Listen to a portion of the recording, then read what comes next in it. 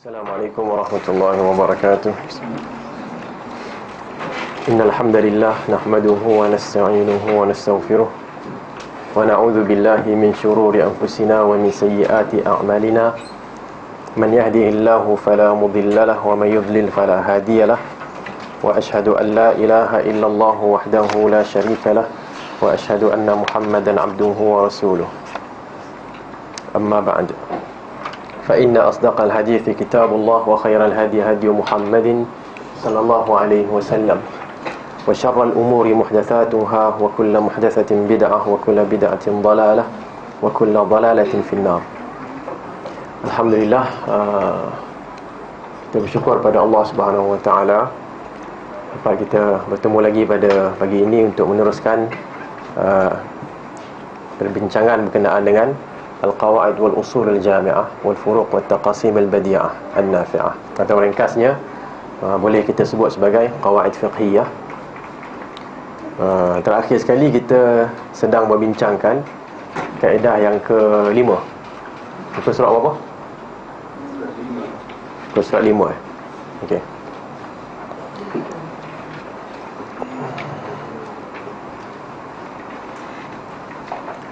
Muka surat 5 kita berhenti kat mana?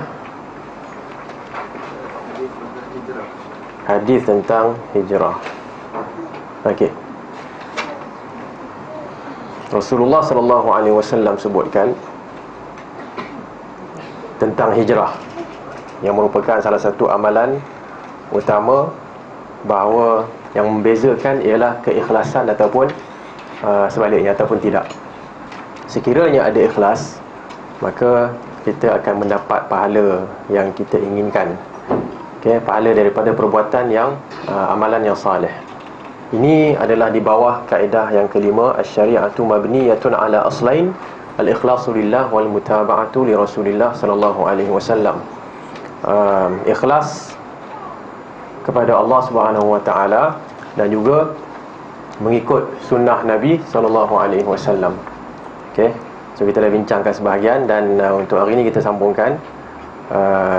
Faman kanat hijratuhu ila Allah wa rasulih fa hijratuhu ila Allah wa rasulih.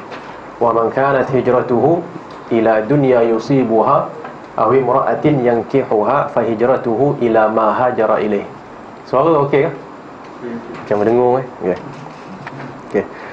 Sesiapa yang hijrahnya adalah kepada Allah dan Rasulnya, maka hijrahnya adalah kepada Allah dan Rasulnya. Dan sesiapa yang hijrahnya adalah kepada dunia untuk dikecapi atau wanita untuk dinikahi, maka hijrahnya adalah kepada apa yang dia hijrah kepadanya. Okay, bergantung kepada niatnya. Walaupun nampak secara zahir sama amalannya, tetapi yang membezakan ialah keikhlasan yang ada dalam hati. Okey. Ini antara dalil-dalil kan, antara dalil-dalil yang menekankan tentang keikhlasan. Baik, lepas itu apabila Nabi SAW ditanya tentang seorang lelaki yang berperang, okey, sebab dia perang ialah berani ataupun semangat mempertahankan bangsa dia, mempertahankan tanah air dan sebagainya, ataupun nak menunjukkan yang dia tu seorang yang pendekar. Okey. So mana satukah yang berada di jalan Allah Subhanahu wa taala? Nabi SAW menjawab, man qatala litakuna kalimatullahi hiyal ulya fahuwa fi sabilillah. Sesiapa yang berperang untuk kalimah Allah menjadi yang tertinggi, maka dialah yang berperang di jalan Allah Subhanahu wa taala. Okey. Jadi ini secara umumnya merupakan dasar dalam Islam. Apa sahaja amalan yang kita buat, walaupun memang amalan itu adalah amalan yang salih, yang menentukan ialah keikhlasan. Dan bila kita sebut keikhlasan, bahasa lain ialah sudut spiritual yang ada dalam perbuatan kita. Okay? Macam mana kita memahami, macam mana kita menghayati, bukan saja macam mana kita buat, tapi macam mana kita menghayati. Sebab tu kalau dalam solat kita akan dapati ada hadis yang mafhumnya ialah orang yang datang solat dia akan dapat, ada yang dapat penuh, ada yang dapat kurangan. penuh, ada yang dapat setengah, ada yang dapat 1/4, dan ada yang solat tapi tak dapat apa-apa, pahala tak ada. Sama juga dengan orang yang berpuasa. Kita sekarang ni dalam bulan Ramadan, puasa tapi man lam yada' qaulaz zur, siapa yang tidak meninggalkan qauluz zur, iaitu kata-kata yang keji, wal amala bihi, dan perbuatan yang keji, maka falaisa lillahi hajatun, Allah tidak mempunyai hajat, ataupun tidak akan melihat kepada, tidak akan mengendahkan langsung fi ayyada'a ta'amahu wa syarabah, usaha dia meninggalkan makanan dan meninggalkan minuman pada dakwaan dia sedang berpuasa. Tapi sebenarnya tak ada faedah, kan? Jadi siapa yang tak tinggalkan Facebook macam mana? Boleh ke? Facebook ni kalau untuk benda baik tak apa, tapi kita risau kalau masih lagi ada orang yang menggunakan Facebook ni untuk mencaci, kan? Untuk apa lagi ya? Untuk apa? Untuk membuat kritikan-kritikan yang liar dan sebagainya. Kalau boleh tinggalkan perkara tu, ya. Bukan kalau boleh lah mesti tinggalkan, tapi bahasa lembutnya kalau boleh, kan? Okey. Baik, dengan itu, sesiapa yang tujuannya dalam berjihad dengan ucapan dan perbuatan adalah mendukung kebenaran, maka dialah yang mukhlis. Sebab tu kat sini kalau kita perhatikan, ada sedikit isyarat bahawa jihad itu bukan sahaja dengan berperang. Sebab tu dia sebut kat sini, siapa yang berjihad, kan, dengan ucapan dan perbuatan, dialah yang dan tujuannya adalah untuk mendukung kebenaran, dialah yang mukhlis. Tengok pada tujuan itu. Dan ini membawa kita, isyarat ini membawa kita kepada apa yang dihuraikan oleh Al-Imam Ibnul Qayyim rahimahullahu ta'ala. Al-Imam Ibnul Qayyim disesatkan oleh sebahagian orang, kan? Tapi sebenarnya dia adalah seorang di antara ulama ahli sunnah wal jamaah, tanpa sebarang syak, kan? Siapa yang menyesatkannya, maka siapa yang menyesatkan beliau, dikhawatiri dia sebenarnya yang berada di dalam kancah kesesatan.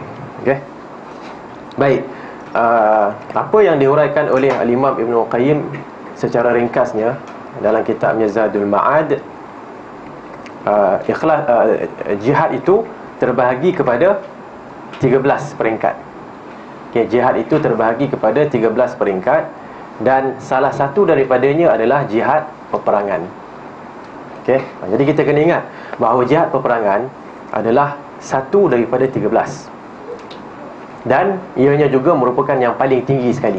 Kerana orang yang nak berperang, dia perlu melalui jihad-jihad yang lain.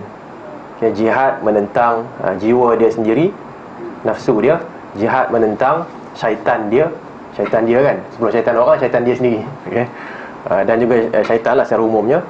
Jihad menentang golongan yang kafir, munafik, dan juga yang zalim.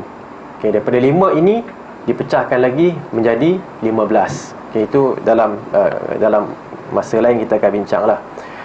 Dalam jihad yang ketiga dan keempat, iaitu jihad menentang orang kafir dan juga orang munafik, di sini Imam Ibnul Qayyim menjelaskan caranya ialah dengan lisan, dengan jiwa, dengan harta, dan ada satu lagi, ada 4 cara lah kat situ. Dan Imam Ibnul Qayyim mengatakan bahawa untuk orang kafir lebih khusus dengan jiwa, maknanya dengan perang lah. Dan untuk orang munafik pula lebih khusus dengan lisan. Walaupun 4 kategori ataupun bahagian kat situ kena pada orang kafir dan munafik. Di situlah kita dapati keluasan maksud jihad. Dan itu diisyaratkan di sini, siapa yang tujuannya dalam berjihad dengan ucapan dan perbuatan adalah mendukung kebenaran, maka dialah yang mukhlis. Dialah yang berada di jalan Allah Subhanahu wa ta'ala. Sesiapa yang tujuannya adalah selain yang disebut, maka dia akan dapat apa yang dia niatkan dan amalannya tidak akan diterima. Dan kita boleh recall ataupun cuba hadirkan satu hadis Nabi SAW, kita hadirkan hadis Nabi, kita tak hadirkan Nabi. Kita hadirkan hadis Nabi SAW, itu tak apa, itu benar. Kalau kita cuba menghadirkan Nabi, itu sesatlah. Kita hadirkan hadis Nabi yang menyebut 3 orang akan merupakan orang pertama yang akan diseksa kan. Antaranya ialah orang yang berjihad kan. Tetapi tujuan dia untuk disebut bahawa dia adalah orang yang berani, dan juga orang yang memberi nafkah. Tujuan dia untuk disebut sebagai orang yang pemurah dan orang yang qari ataupun yang alim lah. Tujuan dia untuk dikatakan dia itu alim, okey, ataupun qari. Okey. Kemudian selesai bahagian ikhlas, kita pergi kepada bahagian mutaba'ah. Mutaba'ah ialah ikutan terhadap Nabi SAW. Okey, suara ni saya ada rasa macam tak sedap ni suara ni, tapi okey, boleh insya-Allah. Macam ada orang cakap belakang saya. Okay. Amalan yang ketandusan mutaba'ah, contohnya dalam surah Al-Kahfi ayat yang ke-103 dan juga 104, ayat yang terakhir. Okey.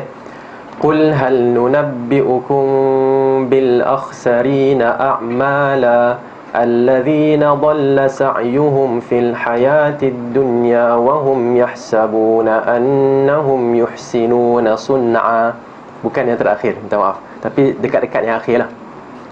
Katakanlah, apakah akan kami beritahukan kepadamu tentang orang-orang yang paling merugi perbuatannya, iaitu orang-orang yang telah sia-sia perbuatannya dalam kehidupan dunia ini, sedangkan mereka menyangka bahawa mereka berbuat sebaik-baiknya.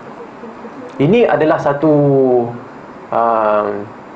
apa kita nak sebut lah, satu penyesalan agaknya, ataupun satu kejutan lah.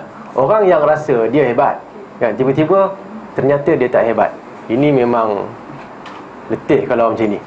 Tapi kalau sebaliknya tak apa kan, sebaliknya orang yang merasakan dia tak hebat tapi sebenarnya dia hebat, okey lagi kan. Bahasa kita mungkin kita sebut low profile, benar tak kan. Tapi yang seorang lagi tu ialah yang tu macam tu kan, do not tabarruj, over displaying oneself. Dia over kan, dia melampau, sedangkan dia tu tak ada apa-apa. Okey. Jadi ayat ini berkenaan dengan perkara ini dalam agama. Kalau dalam dunia okey lagi. Maksud saya taklah okey, tapi okey lagi lah kan. Iaitu orang yang perbuatan dia tu menunjuk dalam dunia je, tapi akhirat dia tak begitu. Dengan seorang lagi, dia menunjuk dalam agama. Ini juga satu masalah. Okay, macam saya dah sebut pada mungkin kelas yang lepas, bila sampai musim iktikaf, perbincangan utama nanti ialah iktikaf kat mana kan. Malam tadi apa kamu buat dalam iktikaf? Oh, kamu tak iktikaf? Macam kan. Dan tu you didn't go to iktikaf kan. Ya, betul kan, macam something wrong with you kan. Jadi benda tu sebenarnya adalah benda yang boleh menimbulkan perasaan ataupun menimbulkan sudut riak dan sum'ah.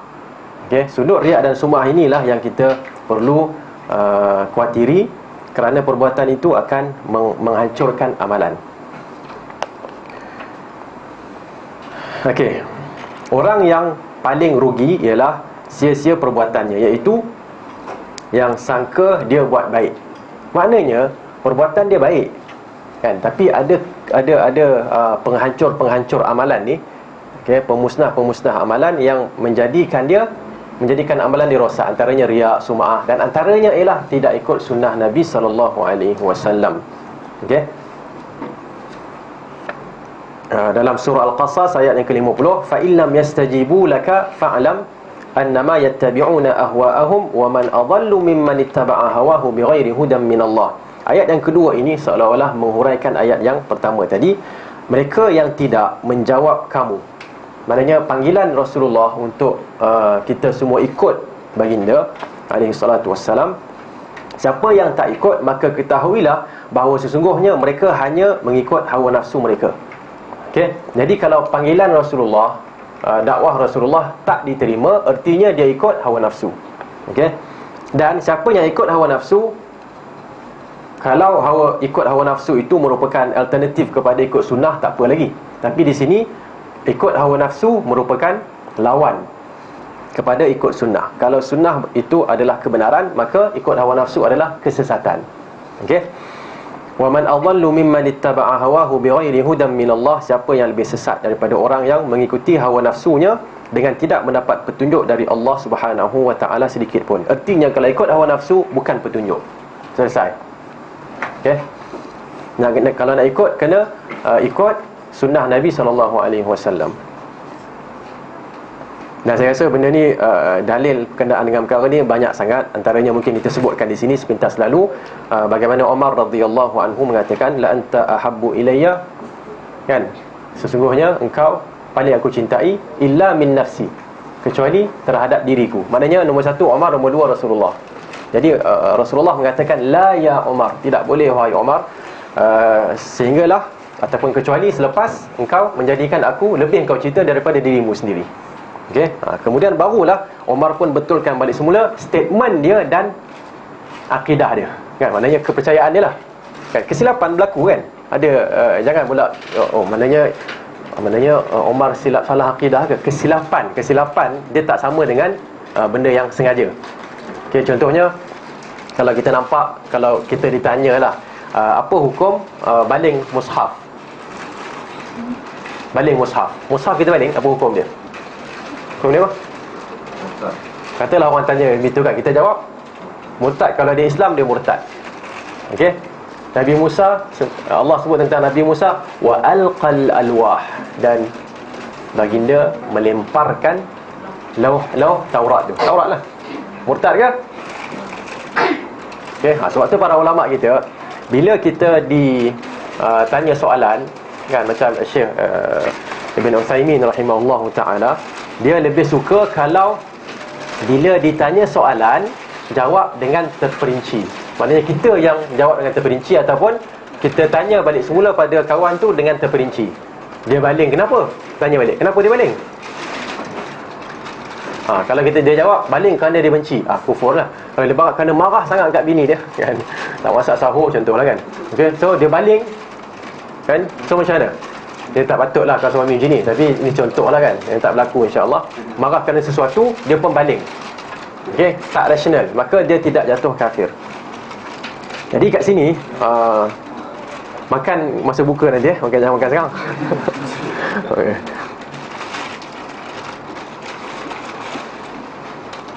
Okey, hawa nafsu adalah lawan, artinya hawa nafsu itu adalah lawan kepada sunnah Nabi SAW. Sunnah Nabi itulah yang benar. Apa sahaja yang menyalahinya, ianya adalah hawa nafsu. Okey. Baik. Kesemua amalan-amalan yang saleh, jika dibuat oleh orang yang menunjuk-nunjuk, murai, bahasa Arab dia murai saja, ya, kadang-kadang nak letak perkataan tu bagi kita biasa dengar lah. Okey, yuraunan nas, murai, orang yang menunjuk-nunjuk, maka semuanya terbatal kerana tidak mempunyai ikhlas yang merupakan syarat amalan itu menjadi sahih ataupun menjadi saleh. Begitu juga dengan amalan yang dilakukan oleh seorang hamba sedangkan ianya tidak disyariatkan, maka ianya terbatal kerana ketandusan mutabaah. Dua syarat ni mesti ada. Ya, dua syarat ni mesti ada. Dan sebagaimana kita berusaha untuk memartabatkan sunnah Nabi SAW, iaitu berusaha untuk mutabaah, begitu juga kita kena sentiasa berusaha untuk ikhlas. Okey. Dan usaha untuk ikhlas ni dia kena lebih sikitlah. Kadang-kadang innan nafsa la ammaratun bisu'. Ambil sebahagian ayat Quran dalam surah Yusuf, kan. Sesungguhnya nafsu manusia, jiwa manusia banyak menyuruh kepada keburukan. Sebab tu dalam bulan Ramadan syaitan dah diikat, kan. Dalam lafaz sebut maradatul jin, pengganas jin, teroris. Di kalangan jin dah diikat, tapi jin yang biasa mengikut sebahagian pendapat tak diikat lagi. So yang duk kacau ni jin yang biasa lah, maknanya syaitan yang biasa. Itu satu pandangan. Pandangan yang kedua, bila sufidatis syaitin, lafaz lain, kan, dibelenggu apa dia, syaitan-syaitan ni, bila semua dibelenggu, artinya yang akan mewujudkan kerosakan ialah bukan syaitan lagi, tapi bukan syaitan jin, tapi syaitan manusia. Syaitan manusia ni bahasa lain dia kita boleh sebut nafsu lah. Okey. Okey, dengan itu apa yang kita kena buat, perhatikan mutabaah amalan tu sendiri. Okay, perhatikan amalan. Lepas diperhatikan amalan sahih ataupun tak sahih, bila nak buat, perhatikan keikhlasan. Keikhlasan ni dia berbeza. Okay, tak sama. Okay, dan masa belajar dulu, tak tahu subjek apa, lupa dah kan, tapi lebih kurang lah ada, bila dibincangkan tentang kekuatan ikhlas, kadang-kadang kekuatan keikhlasan ni di sisi orang yang belajar lebih hebat lagi daripada orang yang mengajar. Faham tak? Okay? Saya tak ingat siapa punya cerita, tapi kisah ulama' lah. Bila ada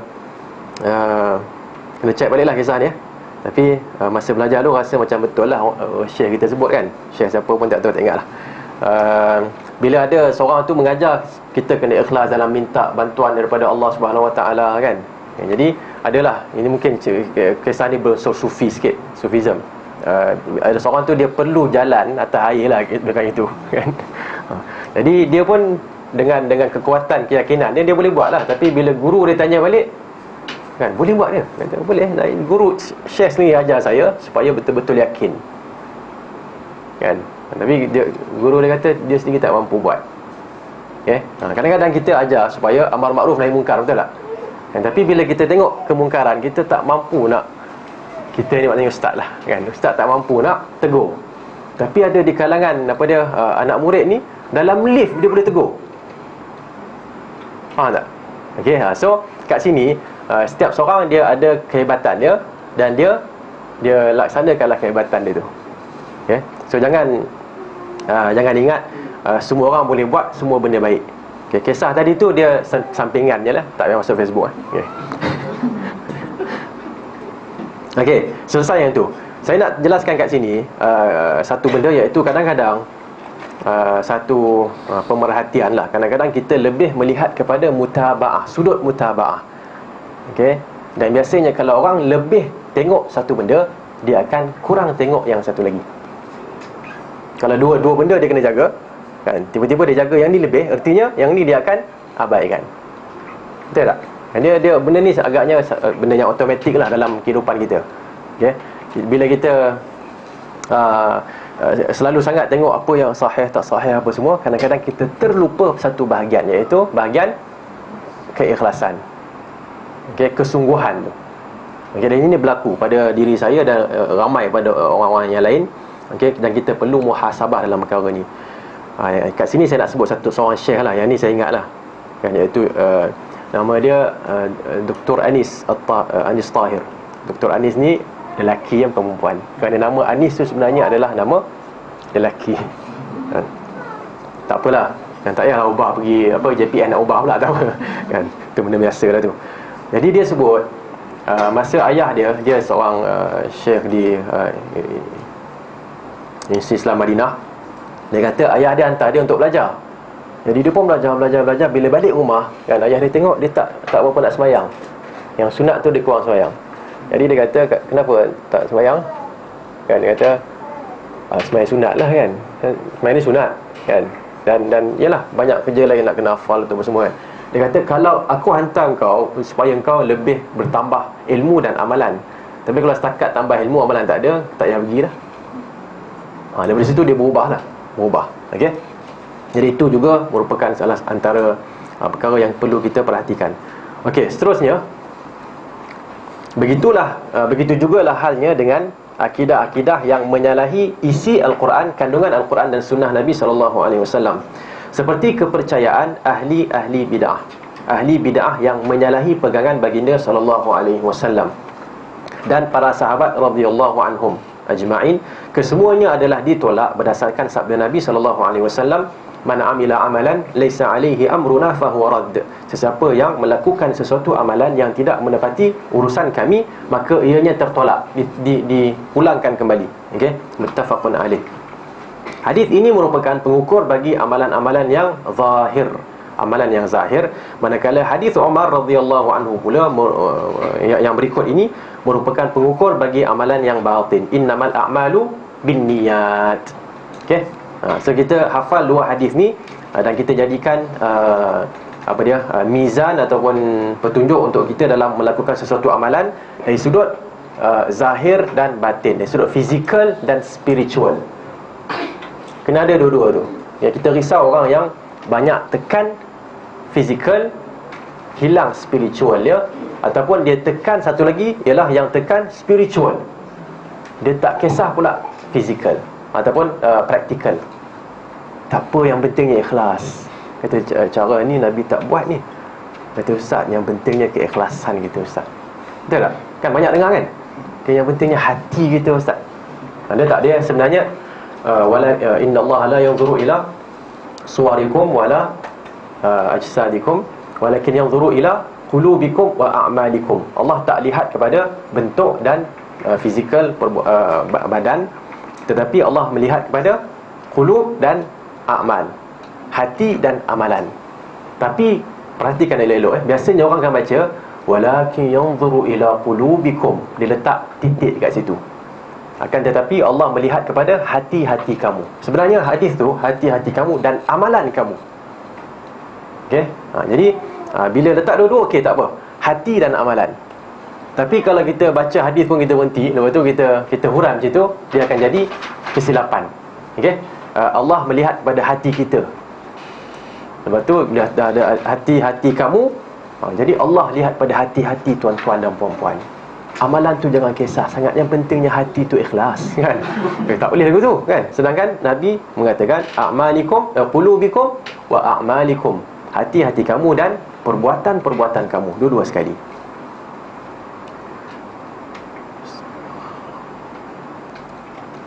Okey, Syekh Abdul Rahman As-Sa'di kat sini tekankan tentang akidah. Tadi mungkin amalan dan sebagainya. Di sini dalam perenggan yang terakhir beliau menekankan akidah. Kerana yang lebih penting sebenarnya ialah akidah tu, okey, di samping syariah. Okey, seterusnya ikhlas untuk Allah Ta'ala dalam semua perkara adalah suatu yang diperintahkan oleh nas-nas Al-Kitab dan As-Sunnah. Dijelaskan keutamaannya dan hasilnya yang hebat serta kebatalan, betul ke? Kerosakan semua amalan yang ketandusannya, yang tidak mempunyai ikhlas. Maknanya ikhlas adalah satu sudut yang ditekankan oleh Alkitab dan Sunnah, Alkitab was Sunnah. Okay? Kita biasa sebut Quran dan Sunnah, kan? Dia sebenarnya kalau pairing dia Alkitab was Sunnah. Okay? Kalau Al-Quran wal hadis. Kalau Quran dan hadis. Okay, kalau dia punya macam mana nak sebut macam kita punya siapa chef mana cakap ya? Dia kata kalau nak makan biryani, kan, dia kena dengan apa? Dengan kambing. Ni pengaruh Arab ni. Tak, dia punya sayur tu. Sayur. Biryani, dal, kan? Kuah dia, sayur dia. Apa dia? Acar, dalca, kan? Betul tak? Tapi boleh tak kita makan apa yang makanan lain yang macam contohnya kita makan sate pula. Kita makan sate, dia punya sayur dia ialah acar tu. Kata pairing dia tak betul, kan? Dia sayur juga tapi tak kena tempat. Okey. Jadi secara umumnya kalau kita sebut Alkitab was Sunnah, okey, kalau Al-Quran wal hadis. Sebab tu ada khilaf sikit antara Jabatan Quran dan Sunnah di UKM dengan Jabatan Quran dan Hadis di UM. Kan, Dr. Fauzi Rahman sebut dulu ada khilaf nak namakan tu pun dia pun bincang, kan. Tapi UKM kata Jabatan Quran dan Sunnah. Okay, UM kata Jabatan Quran dan Hadis. Sama tak? Sama je. Okay.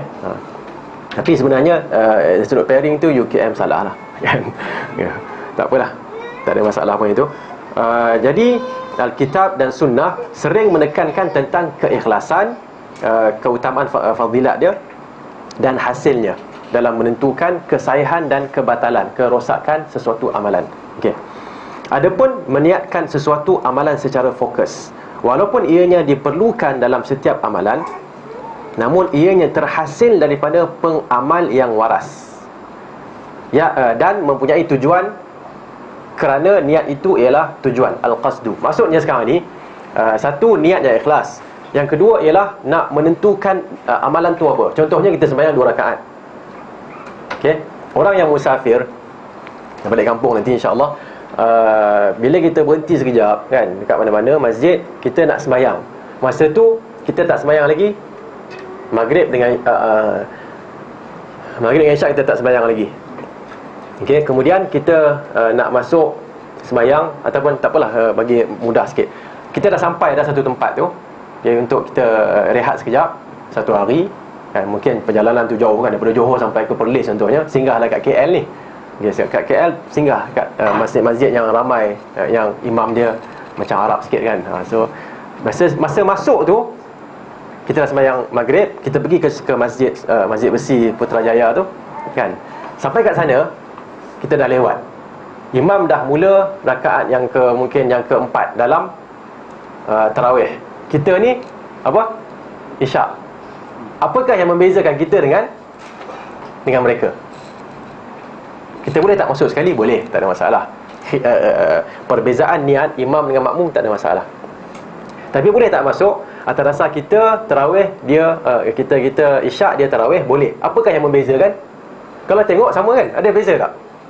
Ada? Tak ada. Apa yang membezakan? Yang membezakan ialah pengkhususan niat kita. Okey. Pengkhususan niat ini lain daripada keikhlasan. Kena ingat tu. Ikhlas lain. Ikhlas tu buat kerana Allah, bukan buat nak tunjuk kepada abang ipar kat sebelah dia kan. Abang ipar dia salat segak sikit lah kan. Abang ipar dia pergi ambil sembahyang je, sakit lah kan. Banyak yang krem sana sini. Abang ipar dia datang balik, dia tegak balik kan. Bukan yang tu. Itu keikhlasan. Dia tak ada riak, tak ada apa. Tapi dia letakkan ini solat apa? Isyak. Dan dia tahu imam tu solat tarawih. Okey. Syekh As-Sa'di mengatakan bahagian ini bahagian nak memfokuskan niat kepada sesuatu yang tertentu. Contohnya salat qiyamul lail tarawih, berapa rakaat? 2. Okey, kemudian jadi makmum dan sebagainya. Ini adalah benda yang terhasil daripada orang yang waras dan ada tujuan. Maknanya orang yang tak ada masalah mental kan, yang bukan gila lah, yang waras kan, yang waras, dia tak ada masalah yang tu. Okay, dan dia memang dia tak lupa, dia memang ada tujuan, tak ada masalah. Betul tak? Ada tak orang yang datang sini, dia tak tahu tujuan dia. Datang ini tak tahu apa tujuan dia, tak tahu. Tiba-tiba kereta bawa datang sini, berhenti, jalan pun, badan pun jalan sendiri, ada tak? Kalau ada tu, minta jangan masuk kelas lagi lah kan? Tak ada kan? Tak ada yang itu. Maknanya dia memang waras dan ada tujuan. Tapi kalau orang yang tak waras, itu cerita lain kan? Dan orang yang tak ada tujuan, dia tak tahu ni apa dia ni, barulah kita jelaskan pada dia. Syekh mengatakan di sini, namun ianya terhasil daripada pengamal yang waras dan mempunyai tujuan. Kenapa? Kerana niat itu ialah al-qasd. Niat itu ialah gerak hati. Dan Al-Imam Nawawi telah mengatakan an-niyatu al-qasdu wa mahalluha al-qalbu. Okay, niat itu adalah qasad. Qasad ni masa mudahnya maksud. Apa maksud? Apa maksud awak? Kan, awak bagi ni apa tujuan? Apa tujuan dia? So kalau dah ada tujuan, dah ada niat. Okey. Kita sebut Imam Nawawi kan, kalau kita sebut macam ni je, nanti orang kata ni ambil mana ni? Dan kita kata tak apa. Al-Imam Ibn Hajar ada sebut perkara ni dalam kitabnya Fathul Bari, dengan menukilkan daripada Al-Imam An-Nawawi rahimahullahu taala. Setiap orang, huraian dia, setiap orang yang berakal biasanya bertujuan melakukan amalan yang diamalkannya dan dilaksanakannya. Orang yang waras, yang ada akal, bila dia buat sesuatu ada tujuan. Sebab tu kalau dia buat, kita tanya ni untuk apa, dia akan jawab. Betul tak? Contohnya dia nak bagi sedekah, dia bagi sedekah, kita pun ambil.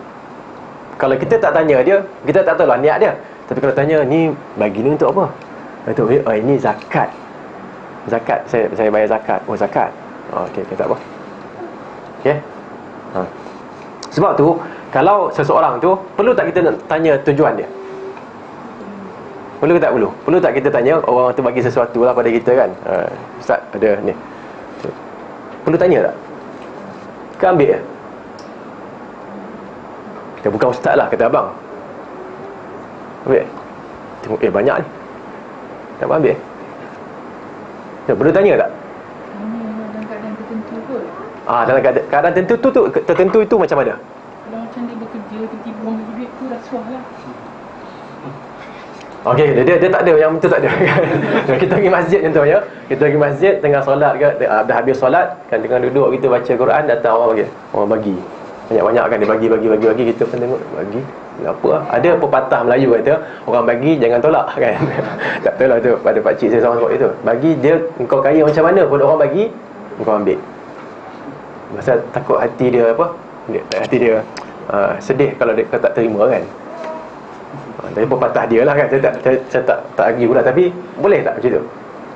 Ataupun perlu tanya, keadaan mana yang perlu tanya? Antaranya ialah sekiranya kita adalah keluarga Nabi SAW. Kita kena tanya. Dan ni betul ni kan, siapa yang bukan mengaku dia keluarga Nabi, siapa yang memang terbukti dia adalah min alil bait, di kalangan keluarga Nabi SAW, dia tak boleh makan zakat. Dia tak boleh makan zakat walaupun dia miskin. Sebab tu kalau ada orang nak bagi kat dia kerana dia miskin, dia tanya, ni apa dia? Zakat. Saya tak boleh ambil. Tapi kalau kenapa? Kerana keluarga Nabi tak boleh ambil zakat. Oh, dia keluarga Nabi? Ya. Oh, macam mana? Tak, habis apa yang boleh diterima? Jawapan dia ialah hadiah. Bagi hadiah tak apa, dia boleh terima. Benda sama aja, tapi niat tu yang membezakan kan. Sebab tu Salman Al-Farisi bila bagi kurma, dia kata sedekah, zakat. Zakat adalah adalah sebahagian daripada sedekah kan. Sedekah yang wajib antaranya ialah zakat. Bila Salman Al-Farisi radhiyallahu anhu kata ini adalah sedekah, Nabi terima, tapi bukan untuk dia, untuk sahabat-sahabat dia. Panggil sahabat dia, makanlah. Nabi tak makan. Tak makan. Tengok. Okey. Dan bila Salman kata, oh ni nombor satu. Yang kedua, bila bagi dan disebut hadiah, Nabi panggil sahabat-sahabat dia dan Nabi makan bersama. Okey, Al-Hasan ataupun Al-Husain ambil daripada kurma zakat kan, kurma Baitul Mal zakat. Nabi kata, bakhin bakh. Buang balik. Tidakkah kau mengetahui bahawa keluarga Nabi tak boleh makan zakat ataupun sedekah? Okey. So kita pun kalau nak bagi, kena hati-hatilah kalau kita tahu kan dia tu adalah di kalangan keluarga Nabi. Okay, kalau nak bantu dia, jangan bagi zakat, haram dia ambil. Faham tak? Maknanya kalau kita bagi benda yang haram orang tu makan, adakah itu berbuat baik? Tak kan? Dia bukan berbuat baik. Okey? Itu berbuat jahat pada dia sebenarnya. Okey? So kita bagi, niat kita kena betul. Contoh lain apa? Contoh lain ialah kalau kita ni orang kaya kan, mungkin juga kena tanya, ini apa? Zakat. Saya tak boleh terima zakat pasal saya kaya. Saya sepatutnya memberi zakat. Okey? Tapi kalau gaya je gaya, itu lain lah. Ada orang tu gaya-gaya tapi dia sebenarnya tak kaya, dia sebenarnya miskin, kan? Orang pun tak apa nak bagi. So dia tanya, ni nak bagi dia orang ni apa dia? Ni zakat ni, bagi kat saya lah. Tengok. Betul saya nampak je bergaya kan. Tapi sebenarnya saya ni layak terima. Okey, contohlah saya termasuk dalam asnaf sekian-sekian. Mula beritahu. Okey. Don't judge the book by its cover. Okey. Mana tadi? Okey, jadi selesai masalah niat itu adalah dalam hati. Sebab tu dalam masalah puasa sama juga. Dalam masalah puasa sebenarnya tak adalah niat nawaitu an asuma, nawaitu lama tak niat. Nawaitu sawma ghadin an adai syahri Ramadan kan. Adaan lillahi ta'ala. Li hadis salah adaan lillahi ta'ala. Okey. Itu adalah lafaz niat, itu bukan niat. Niat adalah dalam hati, menggerakkan semua yang kita sebut itu dalam hati kita. Dan nak menggerakkan dalam hati tak sama dengan nak melafazkan. Betul? Sebab tu orang biasa kantoi masa akad nikah, pasal dia kena lafazkan.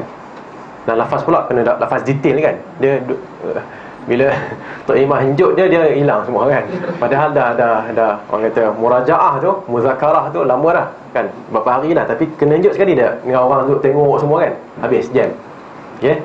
Jadi tapi dalam hati dia tak ada masalah. Dalam hati dia memang tak ada masalah. Dia memang nak kahwin dengan kawan tu, dengan isteri dia, bakal isteri dia. Okey. Jadi dengan itu sebenarnya tidak ada masalah dalam niat. Apabila seorang tu waras, memang bila dia makan sahur tu, artinya kan bangun sahur, nak sahur untuk puasa, kita katalah mak cakap kat anak macam tu, so anak dia bangun dalam keadaan dah sedar dah, sahur, okey, dia pun makan kan. Okey, lepas tu katalah dah sembahyang subuh kan, dah duha, nanti kata, mak, saya tak niat lah tadi. Macam mana? Kita mengatakan yang sahur tadi tu untuk apa? Sahur tu kalau dia kata breakfast memang letih lah kan. Tapi kalau dia kata sahur tu adalah untuk puasa, itu niat lah tu. Kamu bangun tu dah tujuan, bahkan lebih daripada tujuan lagi, lebih daripada niat, dah ada amalan lagi dah. Okey, setiap orang yang berakal biasanya bertujuan melakukan amalan yang diamalkan dan dilaksanakannya. Yang ada akal Kalau yang sebab tu kita jelaskan kat sini, orang yang berakal, kalau dia hilang akal, itu cerita lain. Dia hilang akal, dia sedar kembali, mungkin dia kena niat semula lah. Baik, lepas tu inilah yang merupakan penekanan syariat. Syariat ialah syariat ataupun agama Allah dan Rasulnya pada tahap pertama, dan juga pada merealisasikannya dan penyuciannya ataupun menyucikannya daripada segala pencemaran. Ini adalah benda yang paling utama, first kali kena buat yang tu. Kemudian sebagaimana dasar ini merangkumi keseluruhan amal ibadah, ianya juga merangkumi urusan muamalat. Dalam masalah niat ni juga perlu dilihat dalam muamalat, ibadat, muamalat. Secara umumnya pembahagian tu wujud, iaitu ibadat ialah yang merupakan antara kita dengan Allah Subhanahu Wa Taala. Muamalat antara kita dengan sesama manusia, urusan jual beli dan sebagainya. Contohnya semua urusan muamalat seperti jual beli, sewa, syarikat, menubuhkan syarikat, kerja dalam satu syarikat kan, ataupun secara perkongsian dan sebagainya, jika diredai oleh kedua-dua pihak. Redha memang tulis macam ni kan. Kalau DH tu bahasa, tapi kalau ada tulisan macam ni, macam reda kan, tak direda, diredai oleh kedua-dua pihak, sedangkan ianya adalah dilarang oleh agama, maka ianya adalah terbatal dan haram. Kena tengok dua-dua sekali. Tak ni walaupun riba tak apa, saya reda, tak boleh kan. Dia kalau ada riba, reda pun tak boleh, tak jadi. Keredaan kedua-dua pihak tidak akan dikira dalam situasi ini, kerana keredaan mereka berdua adalah disyaratkan selepas keredaan Allah dan Rasulnya. Betul tak? So contohnya Allah izinkan puasa sampai, daripada mula sampai bila? Mulanya terbit fajar, akhir terbenam matahari. Dia nak tambah lagi, boleh tak? Nak tambah lagi. Dia panggil dalam perbincangan puasa, dia panggil al-wisal. Al-wisal hanya boleh untuk Rasulullah SAW. Wisal ni tambah, sambung puasa kan. Biasa dengar tak benda ni? Tak biasa kan. Rasulullah dibenarkan sambung puasa, maknanya dia sahur, kemudian buka tu dia tak buka kan. Sahabat buka, tengok Nabi tak buka, wahai Rasulullah, buka sekali, tak, saya sambung. Esok 2 hari ke kan, ataupun 3 hari. Sahabat nak buat, Nabi tak bagi, kerana Nabi mengatakan bahawa saya tidur dalam keadaan yut'imuni rabbi wa yasqin. Ada satu speciality lah yang Allah beri, iaitu Allah memberi makan dan minuman kepada Nabi SAW. Maknanya walaupun dia tak buka puasa, tapi kekuatan dia ada lagi. Dan untuk manusia biasa tak ada special ni, benda yang special ni tak ada, menyebabkan kalau dia sambung juga akan menjadi mudarat pada diri dia. Sedangkan Allah dah sebut la yukallifullahu nafsan illa wus'aha. Jadi ini satu pengkhususan untuk Nabi SAW. Walaupun ada orang nak kan, tak boleh. Puasa sepanjang tahun, boleh tak? Sepanjang tahun maksudnya puasa macam biasalah puasa, tapi tiap hari puasa, tak boleh. Nabi tak benarkan, kata takkan benda baik tak boleh kan. Abdullah bin Amr bin Al-As macam argue lah dengan Nabi SAW. Dia boleh inni ajidu quwwah kan, utiqu akthar utiqu dhalik, aku mampu buat benda tu, aku mampu buat. Nabi kata tak. Paling banyak pun puasa satu hari, buka satunya hari seterusnya tak puasa. Puasa tak puasa, puasa tak puasa. Puasa Nabi Daud kan alaihissalam. So ada orang kata takkan tak boleh, takkan puasa pun Allah azab. Nampak tak? So kita kata Allah tak azab kerana kamu puasa, tapi Allah azab kerana kamu menyalahi sunnah Nabi SAW. Allah tak redha benda tu. Nabi tak redha puasa sepanjang tahun, Kalau kita nak kata tak, apa, saya mampu, saya redha, tak boleh. Okey. Begitu juga dengan pemberian tabarruat yang dilarang oleh Allah dan Rasulnya, seperti mengkhususkan atau mengutamakan sebahagian anak-anak dalam pemberian dan wasiat. Okey, so kita bagi lebih menyalahi apa yang Allah dan Rasulnya tentukan dalam Al-Quran dan juga dalam hadis Nabi SAW. Begitu juga dengan harta pusaka, di mana tidak sah wasiat untuk pewaris. Tapi semua redha, tak boleh juga. Kerana Imam la wasiyata liwaris.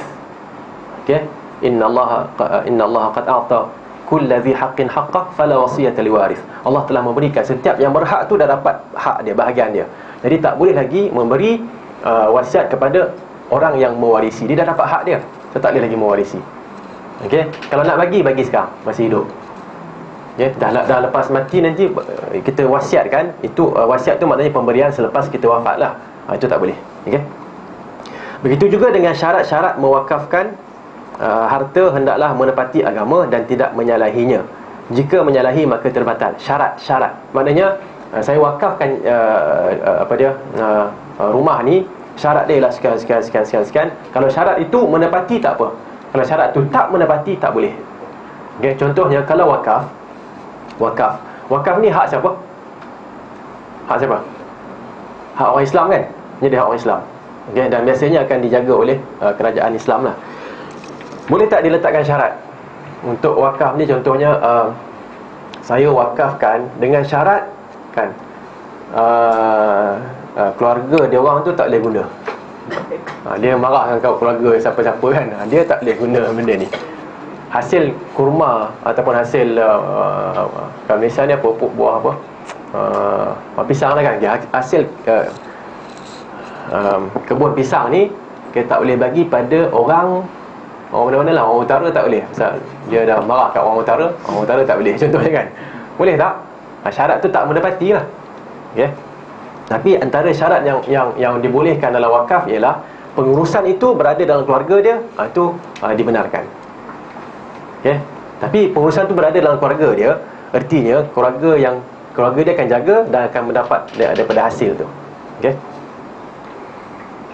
Seterusnya, pengukur bagi syarat-syarat ini adalah sabda Nabi SAW. Artinya segala syarat yang kita letak mesti menepati Al-Quran dan Sunnah, barulah diterima. Kalau tidak diterima. Dalilnya al-muslimuna ala syurutihim illa syartan harrama halalan aw ahalla harama. Okey, rawahu ahlus sunan an Auf ibn Malik. Orang Islam, ada terjemahan tak? Orang Islam wajar menepati syarat mereka, kecuali syarat yang mengharamkan yang halal dan menghalalkan yang haram. Okey, yang itu tak boleh. Okey, ada tak syarat yang mengharamkan yang halal? Contoh, bila nak kahwin, boleh tak kita bagi syarat? Bila kita nak kahwin dengan anak seseorang ni, dia kata boleh kahwin dengan anak saya dengan syarat tak boleh bawa dia keluar daripada Malaysia. Sah tak syarat ni? Sah tak sah? Kahwin sah. Kahwin tu sah dengan syarat tu. Syarat tu sah tak? Sah. Okey, pergi pada yang kedua. Ini ada khilaf. Okey, pergi pada yang kedua. Jangan tengok ada ittifaq ke tak ada. Boleh kahwin dengan anak saya, syaratnya tak boleh poligami masa dia hidup. Sah ke tak sah? Sah. Khilaf juga. Kan? Sah ke tak sah? Sah. Jawapan dia dua-dua tadi sah. Okey, dua-dua tadi sah. Ni banyak kemusykilan. Saya kadang-kadang saya tengok ada setengah-setengah ustaz pun yang mengatakan tak sah, tak boleh. Ini yang mengharamkan apa yang Allah halalkan. Tak, dia tak mengharamkan apa yang Allah halalkan. Allah halalkan kahwin 4, dia halalkan. Tapi untuk kahwin anak dia, kan, syaratnya ialah sekian-sekian. Okey, dan syarat itu telah pun diletakkan oleh Rasulullah SAW. Apabila untuk Ali radhiyallahu anhu, bila berkahwin dengan Fatimah radhiyallahu anha, dan juga suami dan juga anaknya Zainab, kan, radhiyallahu anha, yang berkahwin dengan siapa? Tak ingat kan. Okey. Jadi bila Ali radhiyallahu anhu nak poligami, Nabi tak bagi. Kan Nabi mengatakan semoga Allah merahmati si fulan, yang disebutlah iaitu suami pada Zainab tadi, yang telah menyempurnakan syaratnya. Maknanya Ali tak sempurnakan. Kalau dia kahwin, dia tak sempurnakan. Sebab tu Ali radhiyallahu anhu tak kahwin, tak poligami semasa Fatimah masih hidup. Wah, bila dengar tu menyesal lah tak syarat dulu kan. Itulah, tu nasib lah macam mana kan. Tapi yang pentingnya begitu kan, dia ada syarat-syarat yang dibenarkan. Ya, kita rasa mungkin dia macam mengharamkan, tapi sebenarnya dia tidak mengharamkan. Okay, dia hanya kalau macam dah nak buat syarat macam tu pakai suami dia, kalau nak lah kan. Tapi saya rasa lebih baik syaratnya ialah boleh kahwin dengan anak perempuan saya ni dengan syarat kamu poligami. Itu saya rasa lebih bagus lagi kan. Dia pandangan saya lah kan. Tak ada hilang. Tak, tapi dia kena buat lah. Dia kena buat. Okay? Kita letak tempoh pula dalam masa 3 tahun. Tak ada, situ saya pasal kadang-kadang kita nak bagi neutral balik benda tu. Ada orang dia memang syarat sebenarnya kalau kita syaratkan tu tengok pada keadaan. Kan ada keadaan memang kita perlu syaratkan. Ada keadaan kita tak perlu syaratkan. Okey. Ini padam kat sini.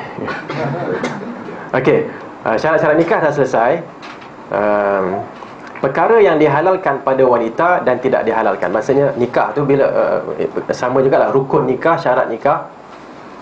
Talak dan rujuk lepas talak, lepas cerai, serta segala hukum yang berkaitan hendaklah dibuat mendapati cara syarak. Jika tidak, ianya ditolak. Cerai itu pun kan, kalau cerai masa haid, masa datang bulan, Nabi tak bagi. Kan? Itu adalah dia panggil talak bid'i. Cerai bid'ah. Cerai cara bid'ah, itu tak boleh. Nabi kata kalau nak cerai masa suci yang tak belum yang apa? Yang tidak bersama lagi.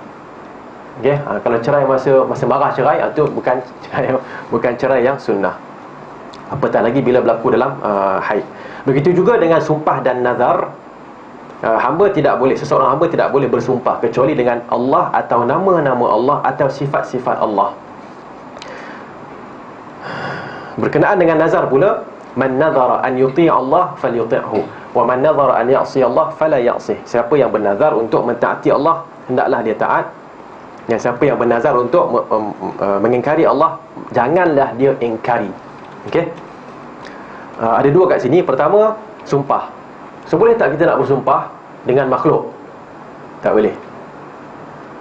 Kalau kita ambil petikan dalam Al-Quran, kita jadikan macam sumpah jugalah kan. Demi matahari. Kita jadikan dalam puisi kita, demi matahari, demi bintang, demi apa semua tu, demi waktu duha, demi langit dan bumi. Ambil mana ni? Ni dalam Quran ada? Boleh tak? Tak boleh, itu syirik. Okay? Dan benda tu ada dalam ESQ punya lagu. Okay? So hati-hatilah, saya rasa itu antara yang merupakan masalah dalam ESQ lah. Okay? Tu ESQ. Tengok dia punya lagu dia tu. Macam mana tak ada, saya tengok itu terpanjat. Ini je ke? Kita tak tahu sebelum tu. Demi matahari, demi bintang, demi bulan, apa semua. Ini adalah salah satu bentuk syirik kerana bersumpah dengan tu. Okay? Dan orang yang kalau dihuraikan pun dia tak boleh. Satu, dia ada dua kemungkaran lah. Kemungkaran yang pertama ialah menjadikan lagu. Terjemahan Al-Quran jadikan lagu. Dia tak boleh sebenarnya. Kalau Quran tu sendiri jadikan lagu, lagilah tak boleh. Lagu jahiliah ni tak, bukan lagu yang Islam. Contohnya wadduha wal-laili idza saja, lagu tu tak apa. Tapi wadduha macam mana lah lagu yang bukannya style Arab. Siapa boleh buat? Ustaz Arif boleh buat. Ada Ustaz Bollywood buat. Macam mana dia buat? Dia cindaikan lagu selawat. Lagu selawat? Tak, lagu Quran tu. Dia cindai, yang muzik cindai tu. Tak boleh, tu tak boleh. Macam mana? Cindai tu boleh? Tak, maaf lah, boleh? Lagu Siti Nurhaliza. Oh, lagilah tak tahu. Tak apa. Melodi tu lah. Dia melodi tu bukan melodi Arab. Sebab tu bila nak berlagu ni, kita tengok lagu Arab. Bukan lagu tau, namanya melagukan Al-Quran. Laisa minna man lam yataghanna bil Quran. Tidak terdiri dari kalangan kami orang yang tidak melagukan bacaan Al-Quran. Okey, so bacaan Quran ni ialah bacaan Arab. Okey, dia banyak benda dalam Islam dikaitkan dengan Arab juga. Contohnya makanan yang Arab suka. Orang Arab mengatakan makanan tu okey, jadi dihalalkan. Contohnya dubuk tu hainia ni, anjing hainia tu kan, tengok halal, tengok ya betul kan. Tengok, kenapa Imam Syafi'i kata kenapa?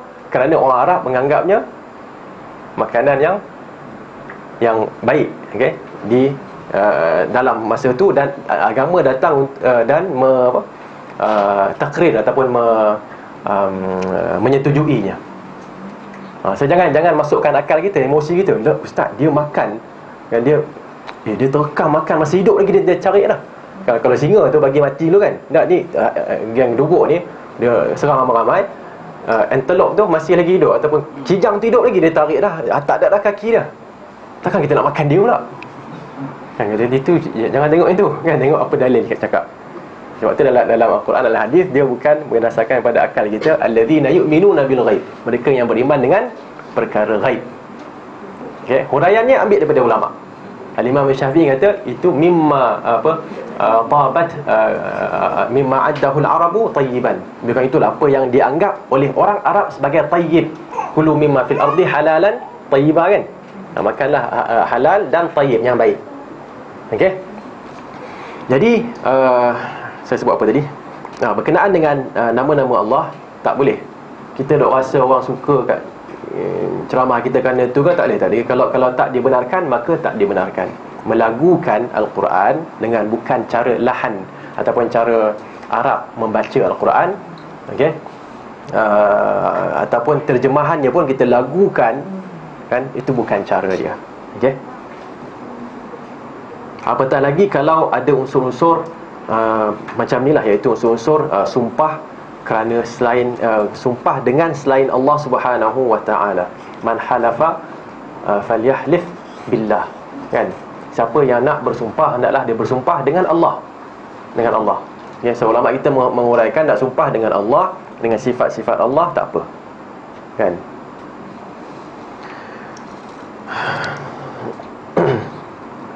Hamba tidak boleh bersumpah. Okay, selesai. Nazar pun sama juga kan. Nazar kalau dia nazar ni ada beberapa jenis lah. Satu, nazar yang sia-sia lah. Yang nazar tapi dia tak ada nilai sangat. Dia tak masuk dalam ketaatan. Tu maksudnya tak ada nilai sangat. Contohnya nazar dia untuk apa? Botakkan rambut. Nazar botakkan rambut dapat apa? Apa nilai ketaatan kat situ? Ada nilai ketaatan? Tak ada. Dia ada nilai yang nampak lah. Oh, botak rambut, kenapa botak? Nazar semalam tim saya menang, contohnya kan. Dia tak ada nilai ketaatan, tak ada. Tapi kalau nazar untuk puasa, nazar untuk puasa tu nilai ketaatan ada. Okey. Nazar untuk tak cakap dengan orang, untuk berpuasa dan berdiri di tengah panas. Mana satu yang ketaatan? Yang tengah-tengah ni je, puasa aja. Tak cakap dengan orang, bukannya tak ada nilai ketaatan pun. Ta'ah tak ada, falyuti'hu tak ada. Okey, berdiri tengah panas. Bila kita puasa, berdiri tengah panas, makin terasa lah mujahadah tu kan. Makin terasa lagi. So ada nilai tak? Tak. Yang tak diperlukan tak ada. Tak ada nilai. Okey. Nazar untuk jalan kaki, pergi buat haji dan umrah. Sampai sahaja di Jeddah nanti, tak apalah, sampai di Mekah lah. Sampai di Mekah ataupun Madinah tu nak jalan kaki. So jalan kaki nak pergi ke, daripada Madinah dia jalan kaki. Pergi ke mana? Pergi ke mana tu? Mekah untuk buat haji. Ada nilai ibadah? Tak ada. Sedangkan dia mampu untuk naik. Okay, kalau dia tak mampu lain cerita. Kalau dia mampu tak boleh. Okay.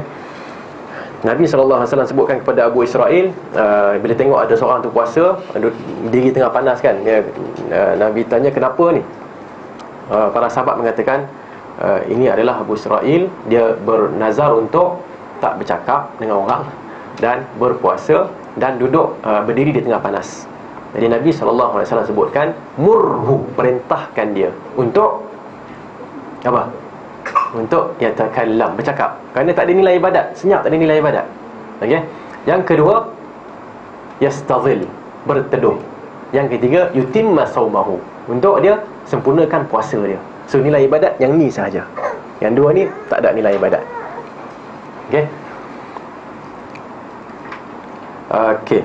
Begitu juga dengan melanggar sumpah, al-hinth fil aiman, berdasarkan hadis berikut, man halafa ala yaminin fara'a ghairaha khairan minha falyati alladhi huwa khair wal yukaffir an yaminih. Sesiapa yang bersumpah dengan satu bentuk sumpahan, bukan sumpahan lah, dengan satu apa? Sumpah lah, dengan satu sumpah. Kemudian dia dapati benda lain lebih elok. Dia bersumpah untuk tidak makan, kan, atau tidak buat ni, tidak, ataupun bersumpah untuk buat yang ni, tapi dia dapati sebenarnya yang lebih elok ialah yang sebaliknya. Okey. Maka hendaklah falyatil ladzi huwa khair, hendaklah dia buat yang baik walaupun itu bukan yang dia sumpah. Okey, yang dia bersumpah. Dan hendaklah dia membayar kafarah terhadap yamin dia, iaitu terhadap sumpah dia. Okey, halif yamin, sumpah. Masa kita sumpah kan, ada benda lain, kataan lain. Dia bahasa Arab ada al-halif, ada al-yamin, al-qasam. Itu semua membawa maksud yang sama. Okey.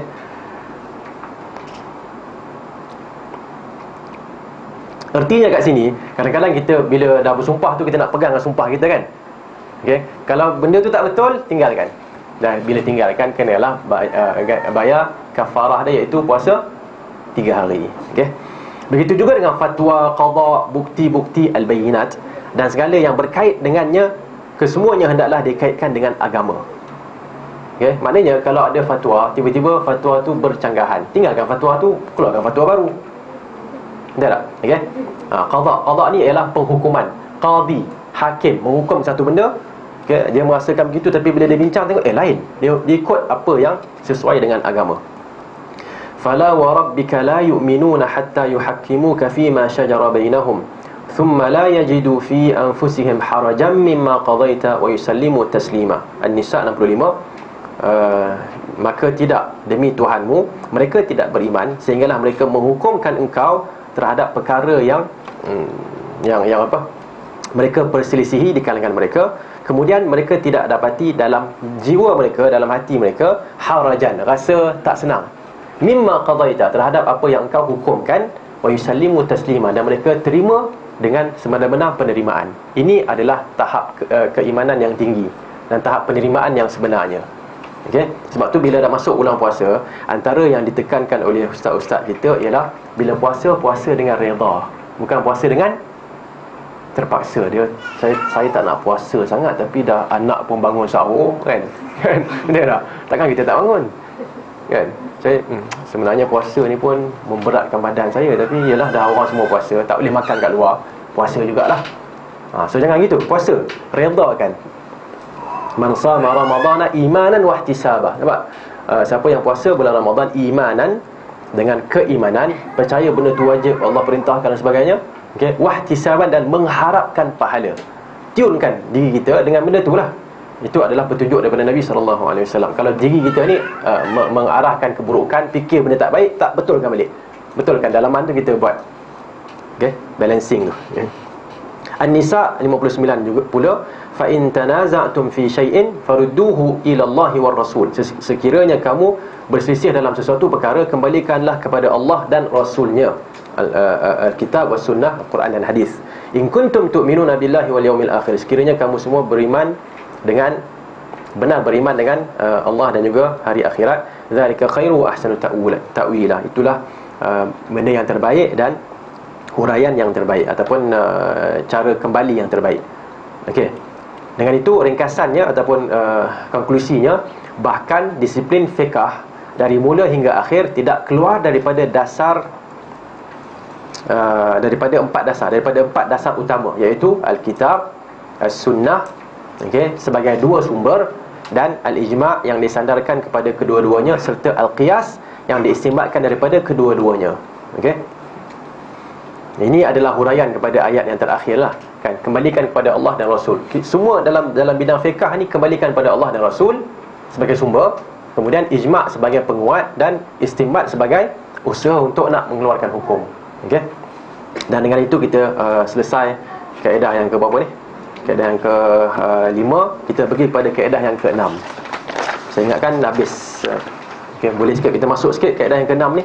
Al-aslu fil ibadatil hadhr fala yushra'u minha illa ma syara'ahu Allah wa rasuluh. Wal aslu fil adatil ibahah fala yahrumu minha ataupun fala yuharramu minha illa ma harramahu Allah wa rasuluh. Asal bagi urusan ibadah ialah al-hadhr, iaitu dilarang. Tiada yang disyariatkan kecuali apa yang disyariatkan oleh Allah dan Rasulnya. Asal bagi urusan adat pula ialah al-ibahah, iaitu dibenarkan. Tiada yang diharamkan kecuali apa yang diharamkan oleh Allah dan Rasulnya. Ini kaedah. Kaedah ni diambil daripada dalil-dalil yang akan kita baca. Cuma kita nak faham dulu kaedah ni macam mana. Bila nak buat ibadat, kita kena fikir konsepnya ialah tak boleh. Boleh tak buat yang ni? Tak boleh. Itu jawapan dia. Asal jawapan tak boleh. Boleh tak? Tak boleh. Letak itu dulu. Kecuali jika ada dalil. Gitu je, senang je. Ustaz, boleh tak saya nak contohnya gini Ustaz, apa benda bid'ah yang biasa orang buat. Contohnya nak puasa, nak sembahyang. Ini saya dapat bid'ah ni kat sini lah. Bukan orang sini buat kan. Dalam soalan kat sini, dekat Kedah ada satu jenis solat 2 rakaat selepas puasa 6 Syawal. Okey. Kita kan puasa hari raya hari yang pertama Syawal kan. Okay, raya tu kita buat apa?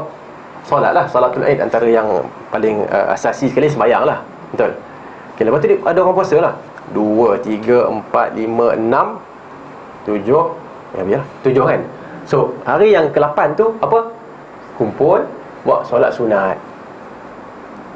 Bila saya dengar tu, ada ke benda ni? Ada orang buat dekat Kedah Ustaz. Saya tanya masa tu lah, dah berapa tahun lepas kan. Kat sini ada orang buat, tak ada orang buat lagi. Saya kata tak lama lagi ada lah kat KL ni. Kan? Masa tu lah saya tak tahu dah ada lah kot agaknya. Kan? Jadi boleh tak buat benda tu? Tak boleh. Pasal apa? Pasal apa? Al-aslu fil ibadat al-hadhr. Asal dalam ibadat tak boleh. Kecuali apa yang disyariatkan oleh Allah dan Rasul. Mana dalilnya? Allah syariatkan benda tu kat mana? Kata Ustaz, wa qumu lillahi qanitin. Nabi kata sallu kan, sembahyanglah. Dia tak baca habis, kamu orang itu ni soleh kan. Sallu, Nabi kata suruh solat. Macam-macam lagi lah kan. Ataupun Nabi sebut tentang solat lah. Dia buatlah dalil tentang solat. Okey, dalam Al-Quran pun ayat Quran tentang solat. Boleh tak? Dalil umum tu kita gunakan untuk amalan yang khusus, tak boleh. Okey? So kena berhati-hati.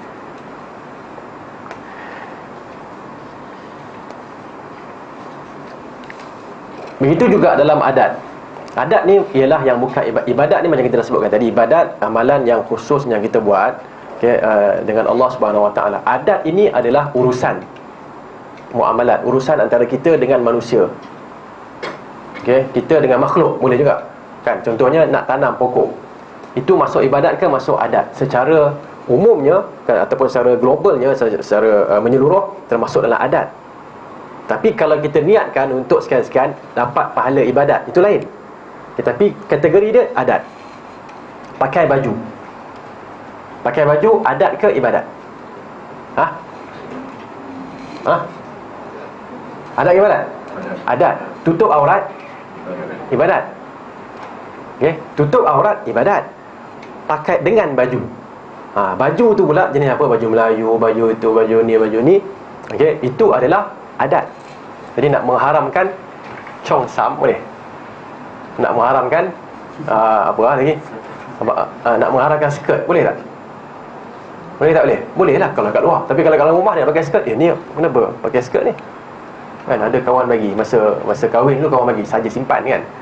Ya, dah lama dah ada anak berapa 3-4 orang baru pakai. Contoh lah saya saja keluar contoh ni.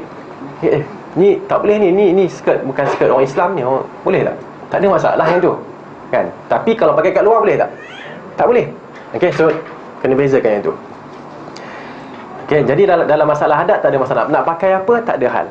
Tapi syaratnya ialah tutup aurat. Okay? Pakaian tu pakaian agama. Pakaian Agama lain. Kalau pakaian agama lain itu dah menyalahi. Tak boleh. Jadi dah termasuk man tashabbaha biqaumin fa huwa minhum. Tashabbuh yang dimaksudkan di situ adalah tashabbuh dalam agama. Pakaian, contohnya buat style baju tu. Baju tu style dia macam padri. Kan? Jubah kan? Dia jubah tapi kat sini ada apa macam padri tu.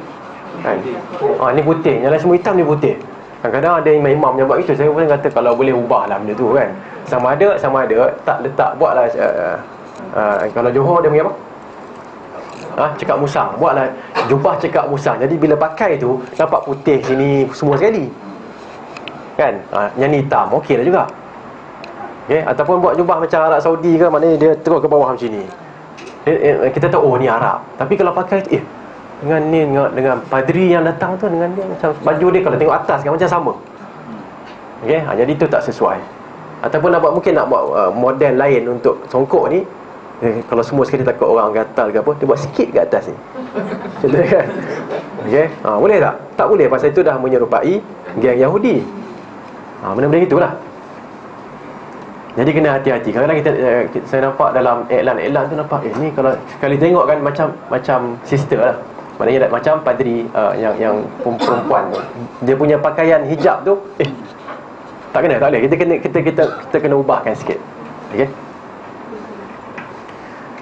Okey, kaedah ini merangkumi dua dasar yang ditunjuk oleh Alkitab dan As-Sunnah pada beberapa tempat.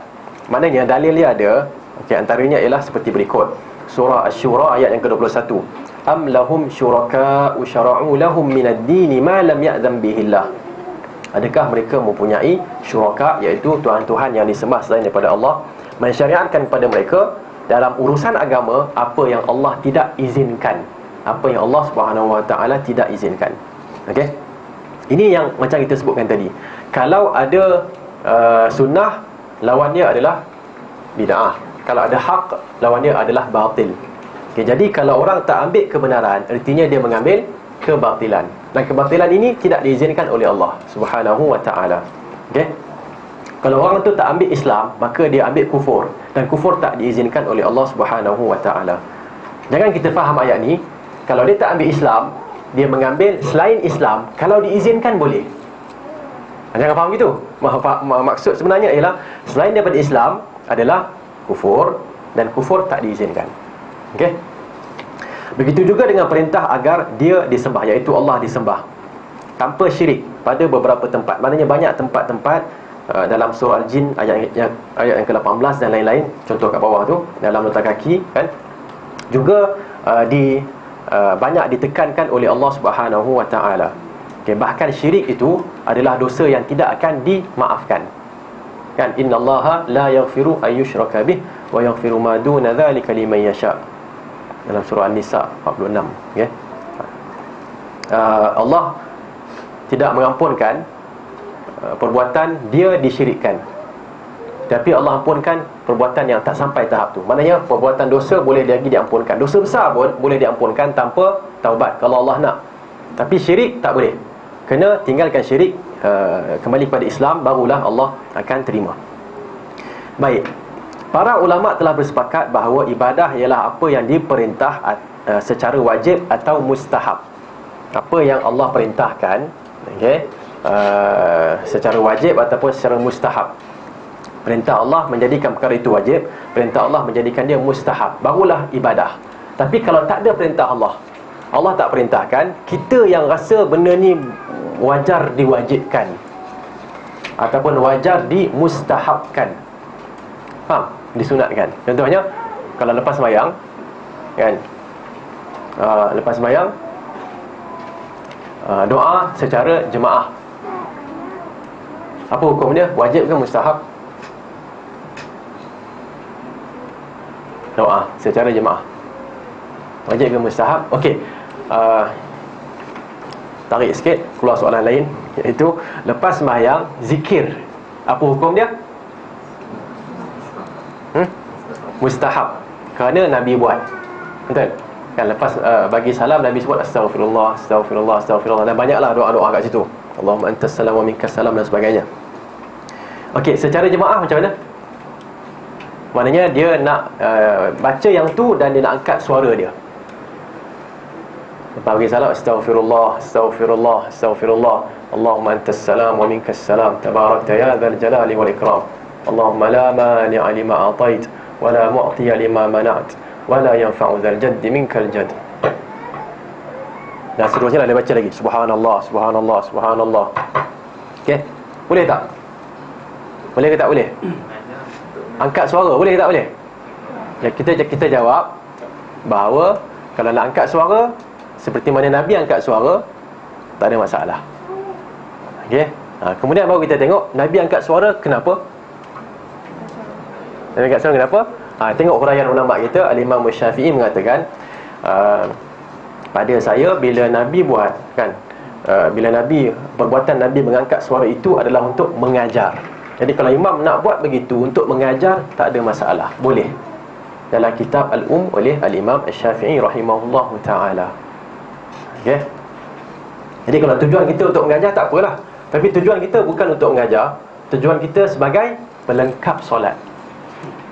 Maksudnya kalau lepas tu tak doa ataupun tak zikir tu, dia jadi macam solat kita, imam terus bangun, solat kita ni macam mana? Kalau soalan tu keluar, beratlah kan. Maknanya dia dah bertukar menjadi mengajar kepada menjadi pelengkap solat.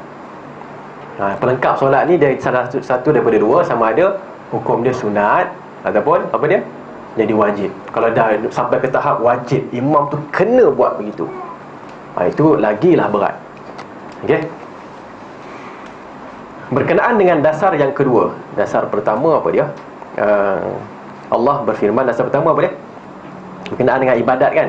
Ibadat adalah dilarang kecuali yang disyariatkan.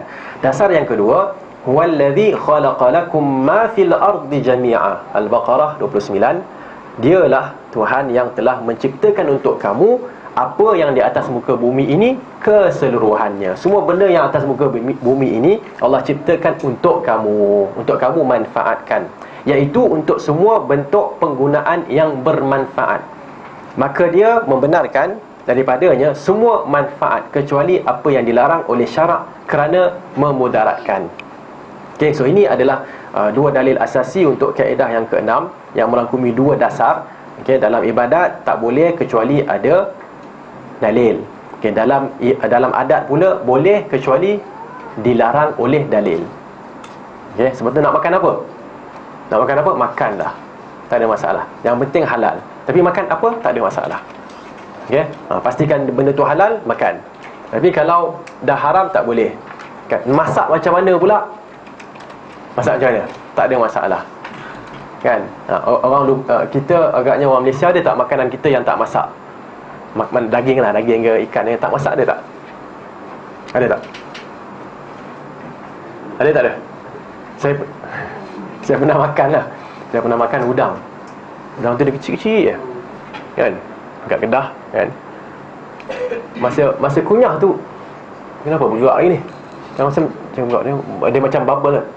Kenapa ni? Tengok udang ni macam putih kan. Dia tengok benda tu pun macam bubble juga, ada buah-buah kan. Dia tengok isteri saya kan, apa benda ni kan? Tu udang bawa ambil kan. Abang ipar bawa ambil. Dia orang buat macam apa tu? Kerabu. Tapi memang manis lah kan. Boleh tak? Boleh, insyaAllah. Tak masak tapi dia letak terus gitu. Satu lagi apa dia? Orang Lubnan kan, dan juga saya rasa sebahagian orang Arab, dia orang masak kalau kambing ke yang baru disembelih tu, dia ambil daging tu dan dipotong dengan cara tertentu, dengan dia masukkan ramuan-ramuan dia, makan. Tak ada masak. Dan orang Jepun memang kita duk makan pun, iaitu sushi dia orang kan. Tak masak pun. Dia memang dah mati tapi tak masak. Ada masalah? Selagi mana tak terbukti kemudaratannya, makanlah. Cara nak makan tak ada masalah. Okey. Jadi itu termasuk dalam ayat yang kedua, Al-Baqarah 29. Dialah yang menciptakan untuk kamu segala apa yang berada di atas muka bumi untuk manfaat dan bukannya untuk mudarat. Okey. Saya rasa sekarang ni dah pukul 12.30. Kita diarahkan untuk menepati waktu, bukan yayasan taklim kan. Dia kalau tak boleh tepat waktu, masa mula, masa akhir kita tepat. Ada apa-apa soalan boleh tanya. Kalau ada lah. Dalam perkara ibadah ni, kita boleh guna kias. Dalam perkara ibadah boleh guna kias ataupun tidak. Ada tempat boleh, ada tempat tak boleh. Dalam nak mensyariatkan tak boleh. Contohnya macam sekarang ni, macam solat tadilah, macam solat.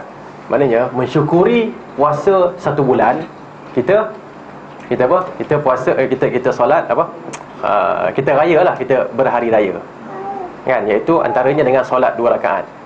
Mensyukuri dengan itu, kiaskan mensyukuri puasa yang 6, yang sunat tu, kita pun buat raya kedua. Kan, mulai yang sama juga. Maknanya macam tadilah, hari yang ke-8 tu kita raya kedua, jumpa balik semula kan. Makan balik semula ketupat apa semua ni kan. Dan dah takkan makan je, solatlah sekali 2 rakaat. Okey, maksudnya seolah nak buat macam tu juga tak boleh lah. Okay, tapi kalau dalam perbincangan detail ataupun terperinci, kita boleh ambil dalil yang digunakan untuk apa dia, solat contohnya kan, kita gunakan untuk puasa kan. Tapi dalam bentuk macam mana, antara contohnya mungkin kalau dalam masalah keikhlasan tadi mungkin kan, mungkin ayat tu turun berkenaan dengan sekian-sekian tentang keikhlasan dalam hijrah. Tadilah dalam hijrah. So, boleh tak kita gunakan ayat tu? Contoh hadis tu, Nabi SAW sebutkan, faman kanat hijratuhu ila Allah wa rasulih, fa hijratuhu ila Allah wa rasulih. Okey, siapa yang hijrah kerana Allah dan Rasulnya, hijrahnya adalah kerana Allah, untuk Allah dan Rasulnya, kepada Allah dan Rasulnya. Okey. So kita pun sebut siapa yang solat kan, siapa yang mempertahankan agama, menyebarkan agama, berdakwah. Nabi tak sebut pun benda tu, tapi kita ambil daripada situ dan kita olahkan. Boleh tak? Itu tak ada masalah. Kerana dakwah tu memang pun ada. Okey, berjihad memang pun ada, memberi penjelasan memang pun ada, amal makruf nahi munkar memang ada pun. Jadi dia termasuk dalam tu. Macam kita seolah-olah kita ambil situ, kita gunakan di sana. Okey, itu tak apa. Tapi kita nak mencipta amalan lain tak boleh. Okey, insya-Allah. Contoh banyak lagi tapi saya tak sempat. Dia biasa akhir-akhir ni dia jam sikit. Ustaz, Faraid tadi, kalau kata si mati dia tak wasiatkan harta dia pada anak-anak dia. Selepas tu daripada anak-anak ni dia ambil harta tu, dia buat bahagian secara tak ikut faraid, dia bagi sama rata sama dia orang. Setujuan sesama dia orang. Boleh? Okey, pertama sekali dalam soalan tu sebut kalau orang yang mati ni tak wasiatkan kepada anak-anak dia. Kita dah sebut tadi bahawa kalau diwasiatkan pun tak akan diterima. Wasiat pada anak tak boleh, untuk anak. Wasiat ialah pada orang yang tak boleh ambil harta pusaka. Faham tak? Contohnya sekarang ni kita ada anak, dan kita ada anak angkat. Anak angkat dia tak ada bahagian yang khas 1/3 ke 1/4, tak ada. Jadi kita wasiatkan pada dia, okey, kalau ayah mati nanti, abang long kamu ni, dan dia anak angkat. Okey. Jadi dia dapat 1/3 ataupun dia dapat kurang sikit daripada 1/3, 1/4. Okey. So lebihnya faraid lah. Okey, itu yang pertama. Yang kedua, kalau tak ada, dia tak wasiat dan dia tak apa dia dia tinggalkan itulah, maknanya dia tak ada apa-apa, wasiat pun apa tak ada. Yang sepatutnya ialah keluarga tu pergi ke Jabatan Agama dan minta supaya dibahagikan mengikut faraid. Mengikut faraid. Benda tu boleh dibuat. Okey. Tapi kalau mereka tak buat begitu, mereka bagi sama rata, okey, kita boleh buat apa? Kita boleh tengok salah satu daripada dua lah. Okey, iaitu yang pertama, sekiranya diberi sama rata dan ada di kalangan anak-anak tu lelaki dan perempuan. Bila diberi sama rata, kalau lelaki ada yang tak setuju, maka tak boleh. Okey, tapi kalau diberi sama rata dalam keadaan apa dia? Yang lelaki itu kan, dia bukan setuju, dia kata okey, mereka semua tahu bahawa sepatutnya mereka dapat lebih. Tetapi yang lebih yang kita tu tak apa, kita bagi balik. Itu tak ada masalah. Dia bukan menukar kan, dia tak menukar hukum tu. Dia tak menukar hukum tu, tapi dia kata kami terima yang tu dan kami bagi balik. Okey. Biasanya benda tu akan berlaku kalau yang lelaki tu abang-abang lah kan. Maksudnya yang perempuan tu mungkin ada adik sikit. Kami pun dah duit banyak dah, ambil semua pun tak apa. Kan? Tapi tak apalah, kita bagi sama rata. Okey, bukan menolak hukum Allah, tetapi untuk memberikan lebih kepada adik-adik. Mengaku Yes. Mengaku dulu ikut yang tu. Itu bagi sama rata. Sama macam tadi lah kan. Maknanya poligami tu boleh kan. Tapi untuk anak saya tak bagi. Masih dia hidup lah. Contoh lah kan. Itu tak ada masalah. Okay. Ada soalan lain kalau ada? Okey, kalau tak ada, saya rasa kita boleh berhenti dulu kat sini.